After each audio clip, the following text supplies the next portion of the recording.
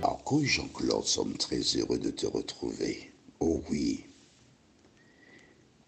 Aujourd'hui, nous verrons la nature de l'homme et les références bibliques sont Genèse 2, verset 7 et Ézéchiel 18, verset 20.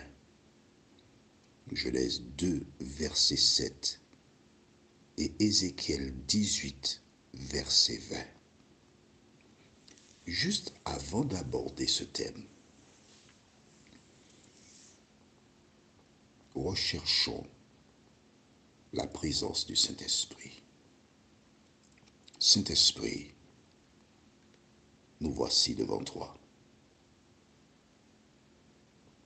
pour te louer, te bénir, t'exalter, car depuis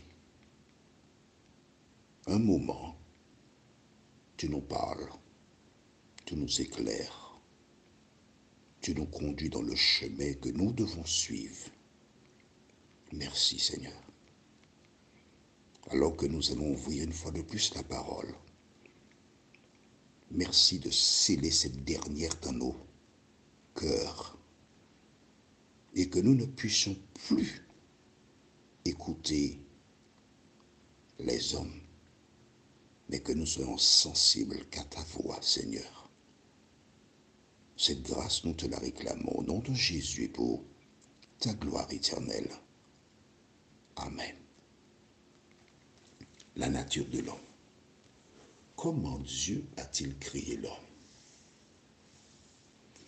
Nous avons vu, rappelle-toi précédemment, que l'animal et l'homme ont le même souffle, qu'il n'y a pas de supériorité, que l'homme est poussière et tout retourne à la poussière. Nous avons lu cela dans Ecclésiaste 3, les versets 19 et 20. Que dit la Bible concernant la construction de l'homme? Allons dans Genèse chapitre 2 au verset 7. Genèse 2, verset 7. L'Éternel Dieu forma l'homme de la poussière de la terre. Il souffla dans ses narines un souffle de vie, et l'homme devint un être vivant. L'Éternel Dieu forma l'homme de la poussière de la terre. Deuxièmement, il souffla dans ses narines un souffle de vie. Voilà. On est d'accord? L'homme se compose de la poussière de la terre et du souffle de vie. Est-ce que tu es d'accord avec moi? Dis-moi, oui ou non? Réfléchis bien avant de répondre. Écris la question. Je te rappelle que tu dois avoir le cahier de 300 pages, la poudre pour prendre des notes et la Bible. Tu es à l'école. Et si tu es à l'école, non, pardon, tu es à l'université. Il y a une différence. L'homme est-il composé de la poussière et du souffle de vie? Oui ou non? C'est ça la question. Tu as réfléchi? As-tu trouvé la réponse? Oui? Si tu as écrit oui, alors mets entre parenthèses 0. Relisons le verset. L'Éternel Dieu forma l'homme de la poussière de la terre et souffla dans ses narines un souffle de vie, et l'homme devint un être vivant. Il existe 3 composantes. Eh oui, l'Éternel, la poussière de la terre et le souffle de vie. Dans certaines versions, je vais relire le même verset et je vais te montrer la différence. Dans les bonnes versions, je devrais dire, le verset 7 se lit ainsi. l'Éternel Dieu forma l'homme de la poussière de la terre. Il souffla dans ses narines un souffle de vie et l'homme devint une âme vivante. Une âme vivante. D'accord? Alors je te dis qu'il y a trois composantes. En tant qu'enseignant, il me faut trouver les mots pour t'expliquer afin que tu comprennes. Comme j'aime les métaphores, on va utiliser une image.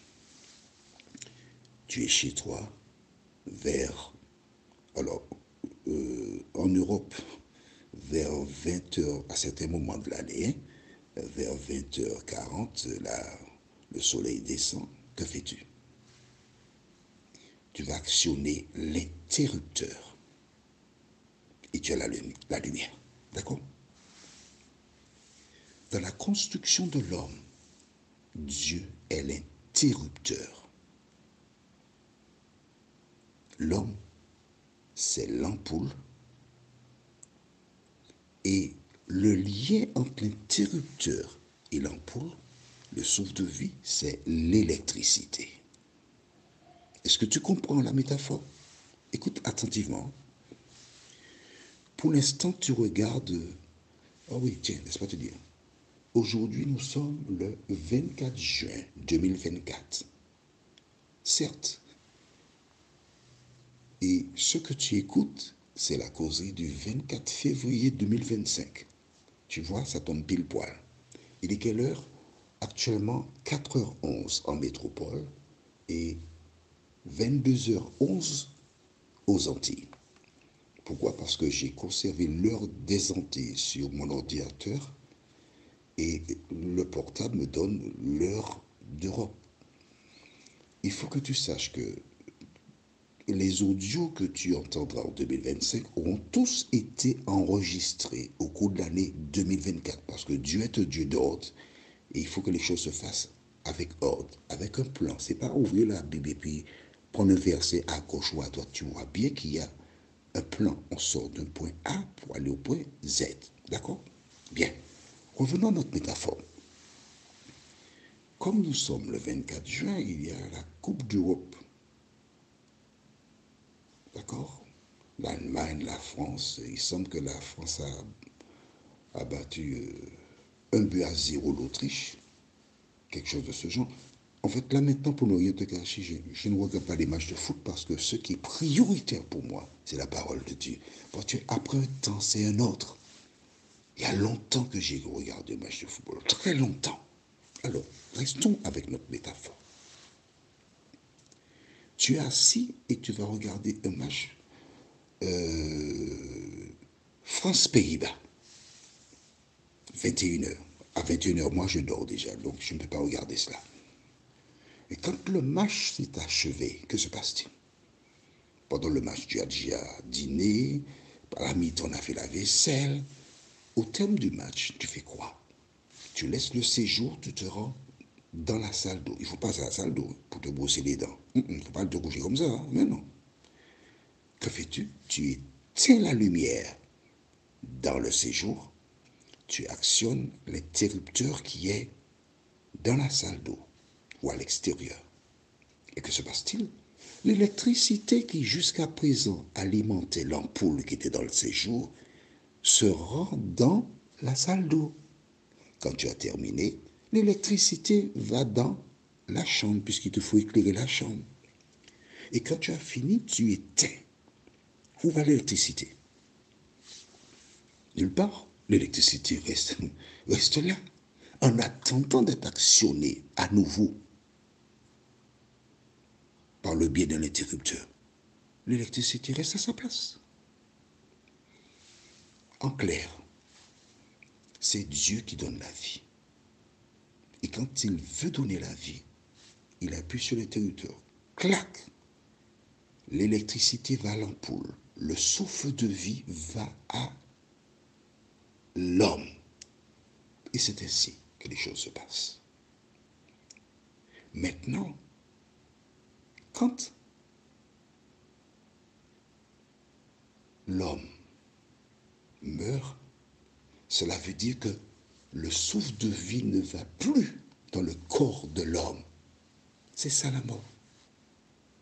Et la poussière, le corps se désintègre et ça retourne à la poussière. Il n'y a aucun voyage vers l'au-delà. Allons au livre de Ézéchiel chapitre 18, le verset 20. Et dans Ézéchiel 18, verset 20, tu vois, l'âme qui pêche, c'est celle qui mourra. Je reprends pour toi. L'âme qui pêche, c'est celle qui mourra. La Bible dit que l'âme meurt. Donc quand on te dit que l'âme de la personne monte au paradis, c'est pas vrai. La Bible dit l'âme qui pêche. Ou encore l'âme qui transgresse la loi, puisque le péché c'est la transgression de la loi. Ou encore la personne, parce que c'est pas l'âme, c'est la personne qui transgresse la loi. Imagine que tu boules le feu rouge. Le policier t'arrête. Que diras-tu? Monsieur le policier, c'est pas moi, c'est mon âme qui a brûlé le feu rouge. Mais qui recevra la contravention? Ton âme ou toi? C'est ta personne. Quand la Bible te dit l'âme qui pêche, c'est celle qui mourra, tu peux remplacer âme par la personne qui transgresse la loi, c'est elle qui mourra. Est-ce que c'est clair pour toi? C'est bon? Le fils ne portera pas l'iniquité de son père, et le père ne portera pas l'iniquité de son fils. La justice du juste sera sur lui, et la méchanceté du méchant sera sur lui. D'accord? Donc tu sais maintenant que tu n'as pas une âme, mais tu es une âme. Je sais que ce n'est pas facile pour certaines personnes qui ont entendu, qui ont vu des choses, mais essaie de te concentrer sur ce que tu viens de lire. Et tu pries, tu dis, Seigneur, aide-moi à comprendre ta parole. Si tu es sincère, il continuera à t'éclairer. Prions. Merci Seigneur pour la parole. Merci pour ta présence. Merci pour ton amour. Merci pour la vérité. Seigneur, alors que plusieurs personnes sincères ont lu en même temps que moi et ont vu, ont compris un certain nombre de choses, mais elles ont encore besoin d'aide pour progresser dans la connaissance. Merci Seigneur d'asseoir ta vérité dans leur cœur. Que ta paix et ta grâce nous accompagnent. Nous croyons Seigneur que c'est toi qui fais toutes choses. Entends, exauce, nous t'en prions. Au nom de Jésus pour ta gloire éternelle. Amen. Notre prochaine étude sera basée sur l'histoire de Lazare. Les références bibliques sont Jean 11, versets 11 à 27, puis les versets 32 à 44. Jean 11, versets 11 à 27, puis 32 à 44. Que l'Éternel continue de te bénir et merci d'être fidèle qu'à la parole de Dieu.